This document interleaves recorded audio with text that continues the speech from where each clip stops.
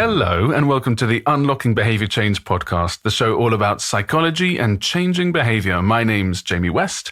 I'm a writer, performer, and musician, and I'm joined by Professor Emeritus of UCL, Robert West. How are you? Hi, Jamie. How's it going? I'm doing well, and for listeners at home, we're recording these last two episodes back to back. And I wanted to start by saying I had a little reflection in the 10-minute break that we had. And I think one of the points I was trying to make about optics, which we were talking about in the last episode, is just the danger of using optics as a proxy for value or worth. Optics have their own value, they have their own worth, and they have their own pleasure and enjoyment. I'm an actor, I like dressing up and putting on costumes and makeup and everything. And I think that's loads of fun. But I think it does seem to me that we've moved into this era where optics are just so terribly important for so many people. It becomes a proxy for worth and intrinsic value. And I think that was the point I was trying to get at. Yeah, I think you did get at it. Oh, I already got it. Well, that's solved. So that's enough of that. I think another way of thinking about it is it's two sides of of a coin. You don't want a one-sided coin. You know, the decision, the processes and so on, without the presentation, without the dissemination, without the communication itself isn't going to get you very far, usually. Particularly in the social decisions, a lot of decisions are social, political and in business or whatever. But when you say we've got to get the optics right, and that then leads you to devalue the decision itself and the process that led up to it, that is dangerous territory. Definitely. So I want to talk about some emotional biases. The one I want to start with is something that we've touched on before, but I think is worth exploring more, which is wishful thinking. Wishful thinking. And that is, I suppose, we act as if something is true because we hope that it's true. We wish that it's true, and we can't quite see that maybe it's not true. I don't think it's possible to overstate how important this is as a bias in our thinking. And it's not even necessarily that we hope it's true, actually. It's that for whatever reason, we want to believe it or need to believe it to be true. And that can even involve believing the worst. I mean, it sounds a bit weird, if you have this belief which is exaggerating the downside of something, you think, well, that would be mad. Why would you wish to believe that? But very often you wish to believe it sometimes to protect yourself against what may be that eventuality, to sort of inoculate yourself. So it's important to understand that wishful thinking is not always wishing for things that you think would be of benefit to you or a positive. Wishful thinking can actually involve believing things that are untrue that are actually worse than they really are. This immediately makes me think of our propensity to wish for the end of the world, which is very common. It's an extremely common wish, and it goes back, probably as long as humans have been alive. But I was looking at some art from the, I think, 17th century, it might have been 16th or 17th century. And there was a phase then where there was lots of apocalyptic art being made. And we kind of are in a bit of a phase like that now. I was like, oh, this has happened before. There are people that in some weird way kind of want the world to end, which is bizarre because it doesn't quite make sense, but it speaks to exactly what you were just talking about in the most extreme example, really. Yeah, it doesn't get more extreme than the end of the world. You're absolutely right. And it also goes to something about the nature of desire, about the nature of wanting, and to sort of shift spheres completely to illustrate it. We have this weird situation with cigarette smoking where people experience a very powerful, very strong urge to smoke, this immense desire sometimes to have a cigarette, when those very people are not enjoying the cigarette that they're smoking. And it is such a common thing for people, for example, who are trying to stop smoking, to have a cigarette. They think, they have this desire for the cigarette, and then they smoke the cigarette and they put it out after a couple of puffs because they're not enjoying it. Mm. It's a very strange thing. And it goes to something we talk about in our books, Energize and React, I think, which is that desire isn't necessarily tied to anticipated pleasure. You'd think it would be, but it isn't. Desire can stem from all kinds of sources, including some basic physiological ones in the case of smoking, these sort of empty urges, as I sometimes call them. But it can also stem from a kind of dark place. I guess Freud has, himself, talked about this, sort of death wish and these sort of that kind of thing. So it can arise from something where it would be terrible if it were to happen, but somehow you desire it. So one of the things I'm thinking about is this mismatch between our desire and actually the outcome when we get our desire. So as you're saying with the cigarette, you really desire it, but then you're not enjoying it. That immediately makes me think of something like fame, for example, which looks extremely attractive from the outside, and from the inside is nowhere near as attractive as it appears. There's many, many more downsides that we're very well aware of now, but some of them are, extremely serious downsides. Having stalkers everywhere you go, that's just one example, but that is massive. If you just had one stalker, you'd be thinking, oh my God, what? How do I deal with this? And so what something appears to be creates a kind of a wish and a desire. But then when we have it, it's very different. Well, there is the phrase, isn't it? Be careful what you wish for. Yes. And also actually quite nicely embodied in that very well-known play, The Monkey's Paw, which we did at school as a play. I don't know that one. No, it is the classic thing of be careful what you wish for, where essentially there's a someone returns from a trip to exotic climes with this talisman, this monkey's paw. And the thing is, if you hold the monkey's paw and you make a wish, that wish will come true. The trouble is, it comes true often in the worst possible way. Right. And I don't want to spoil the ending of the play for anyone who wants to watch it, or I'm sure it's probably on YouTube somewhere, a version of it. But essentially, it's very dark in that it captures this thing that you've constructed in your head beforehand, this sort of idealized version of what the thing is that you're wishing for, but the reality could bear very little relation to that, or it could come with some very seriously unpleasant added necessary features. But that's sort of, that's in a way related to a sort of failure of imagination. You have this thing in your mind and it's not what it turns out to be. But there's also this weird thing of wishing for things and things being rewarding even that are not pleasant. Nicotine is much more rewarding than pleasant for most people, which is a strange thing. So when it comes to wishful thinking in relation to decisions, I think one of the things we're trying to get across here is it's not necessarily that you're you're believing things that are untrue that are good. It could be believing things that are untrue that are actually, quite undesirable because you need to believe them.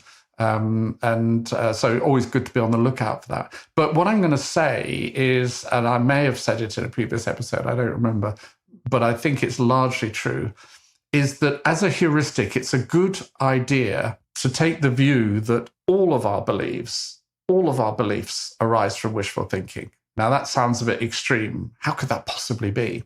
I think the way it works is that if you're someone for whom evidence and something being actually true is something you want. I want to believe this because the evidence says it, and because, I want to make a reflective judgment on whether it's actually true. That is wishful thinking. It's just that the wish, the desire, the motivation is coming from a sort of scientific mentality and analysis. And so and it's a perspective, but if we treat all of our beliefs as though it were the case that they're arising from our desires, then the question becomes very simple. Why do you want to believe this? It could be because you really care about truth. You really care about coming to an objective judgment on something. That's fine, okay? But if it isn't, then it's something else. And very often in our beliefs, that the desire to be actually correct and to believe things that have got evidence for them gets superseded or overridden by other desires to believe things which actually aren't true. So that's my sort of thesis for you. We always believe what we want to believe. It's just that some of us, some of the time, want to believe things because the evidence tells us that that's what the situation is. It's fascinating, isn't it, to see how our minds can trick us into believing things that are not true at all, or we have this prioritization of something else. Maybe it's more important to us that we're loyal to our group than this is true. And actually, it's much safer for us. We evolved not to find out the truth in some objective way, but we evolved to find out a truth that would help our tribe and our group. Absolutely. And so in a way you could, my hang up with truth, let's call it a hang up, my obsession with trying not to believe things that aren't true or don't have good evidence to support them could be a disadvantage. It's not necessarily adaptive. If we take, famously when, in discussions over things like religion, the argument is that whether or not, the religious beliefs are factually based or evidence-based, obviously they're kind of not, or they can't be, because otherwise they wouldn't be religions. It would just be another branch of science. And so what you're saying is that I believe this for these other reasons. And then you get debates about whether, religious beliefs in terms of society can provide a net benefit or they're a net loss to society. But the truth is they've evolved. They are so dominant in society that it's not an unreasonable thing to imagine that that whether or not they're true is not the fundamental adaptive purpose that has led to them. And I think I would be quite comforted, and it would be nice for me to believe that there was justice in the world, and that whether it is while people are alive or after people are dead, that that everything works out. That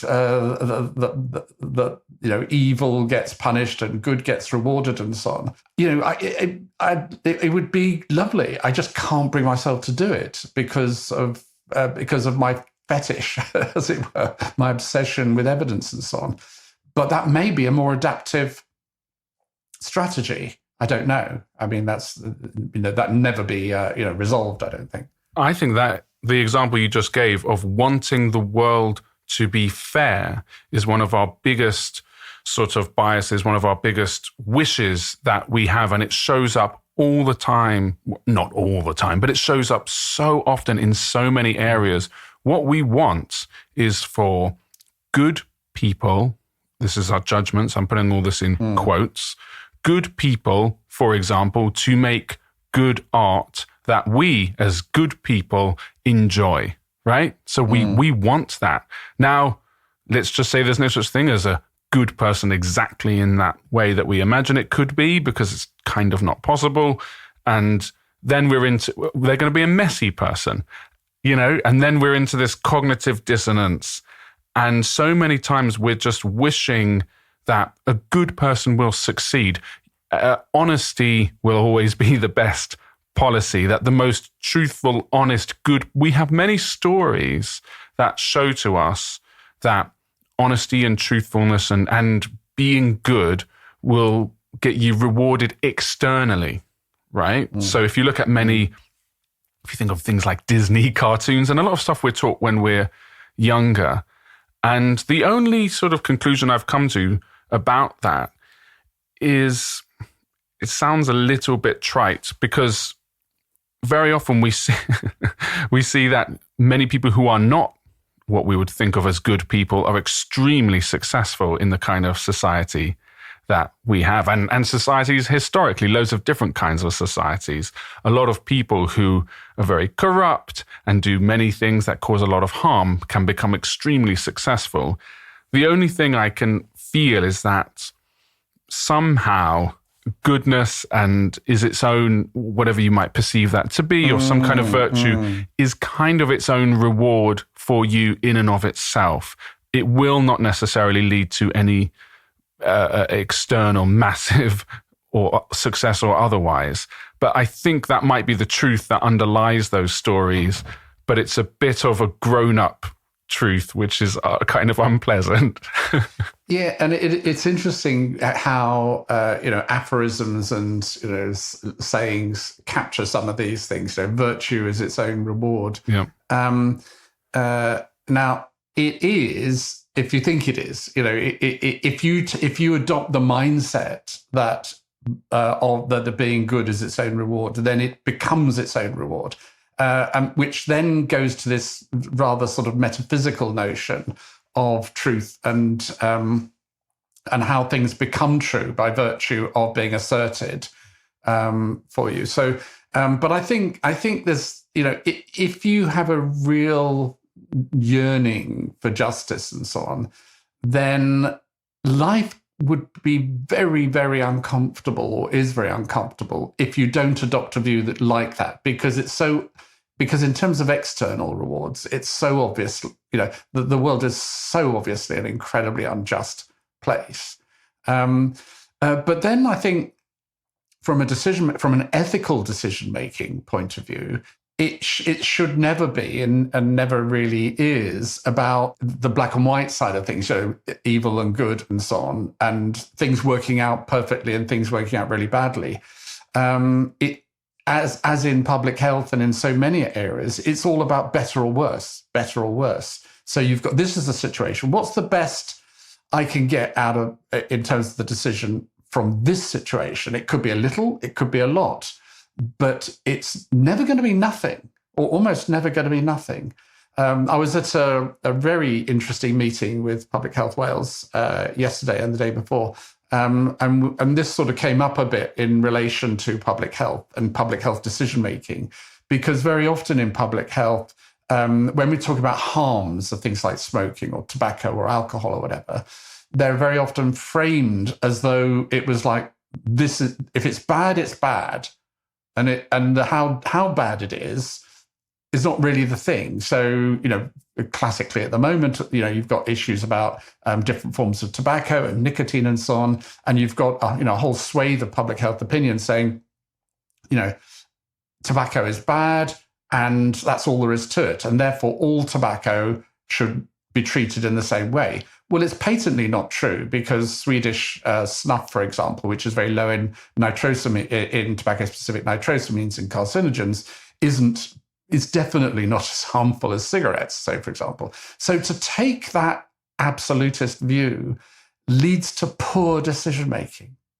But that absolutist view is coming from what we were talking about earlier in terms of a need to believe that all tobacco is the bad and it's all the same, because it makes your world, your just world type, model easier to navigate.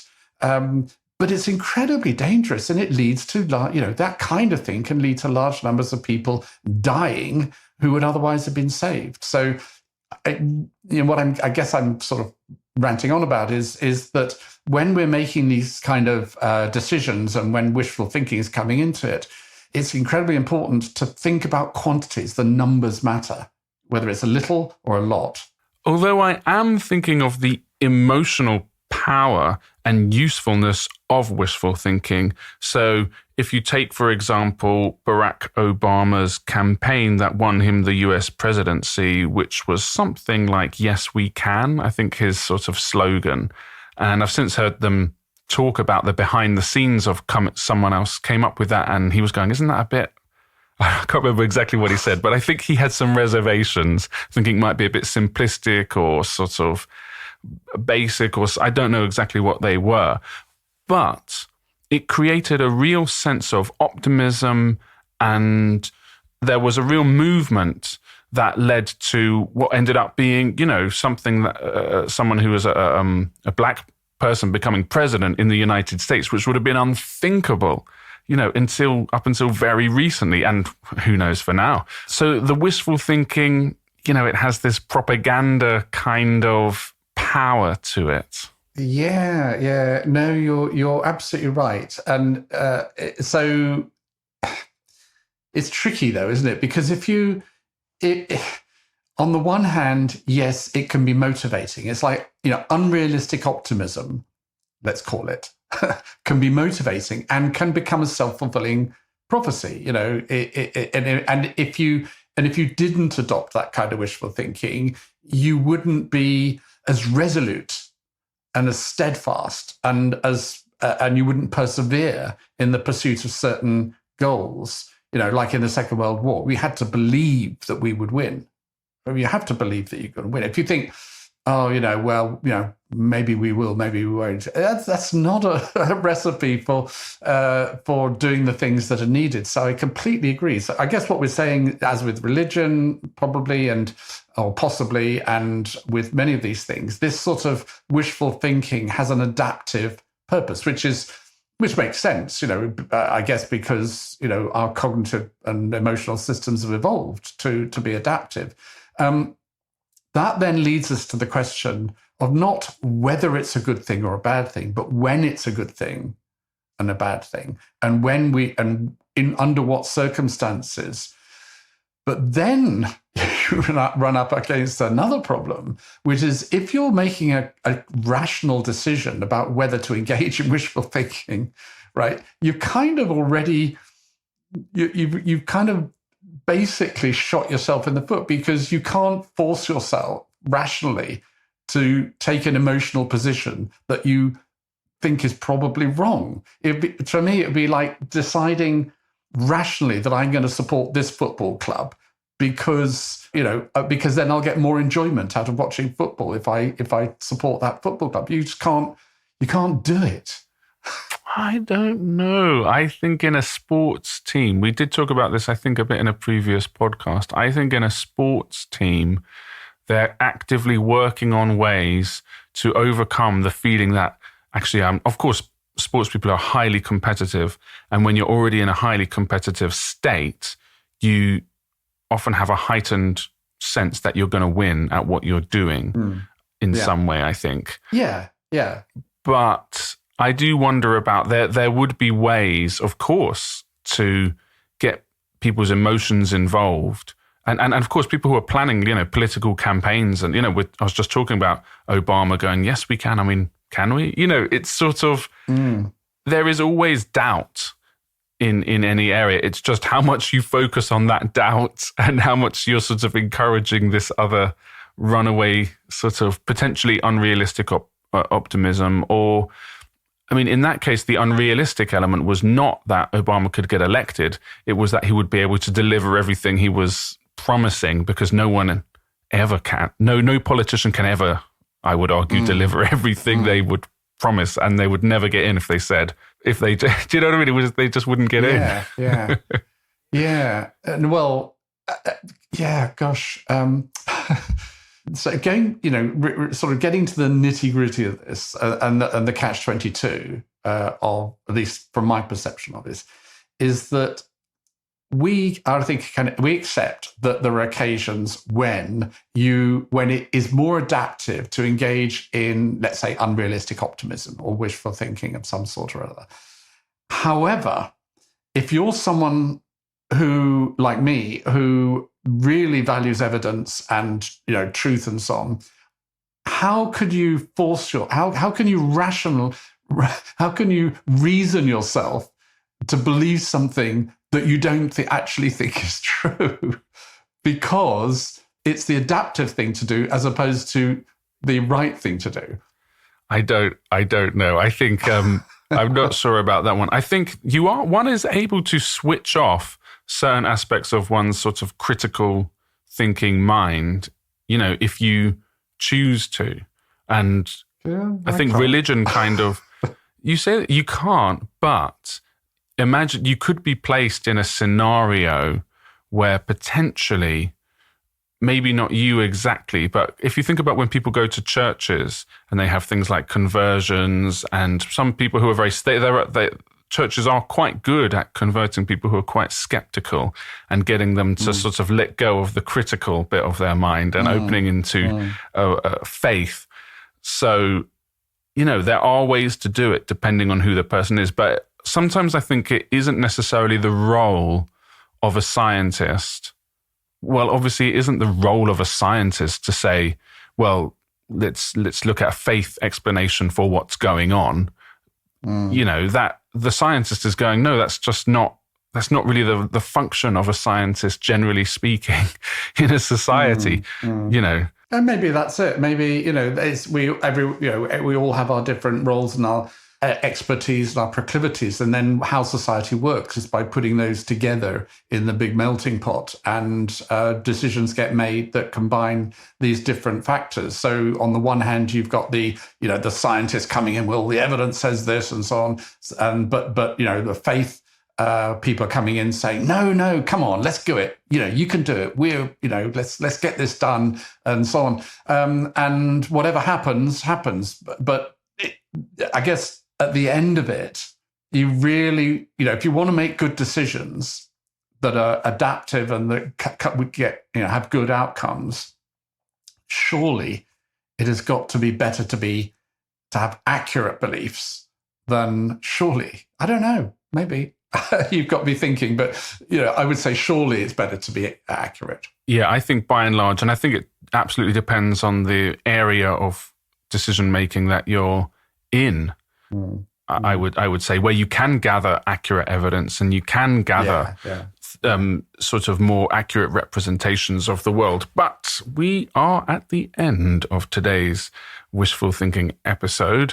And that was fun, wasn't it? I enjoyed that. Thank you very much, Robert. Thank you, Jamie. I'm not sure that we completely solved the problem. No, we didn't promise to solve the problem, though. And as I've said, never promise anything. Anyway, thank you so much for listening wherever you are. And we look forward to joining you next time on the Unlocking Behaviour Change podcast.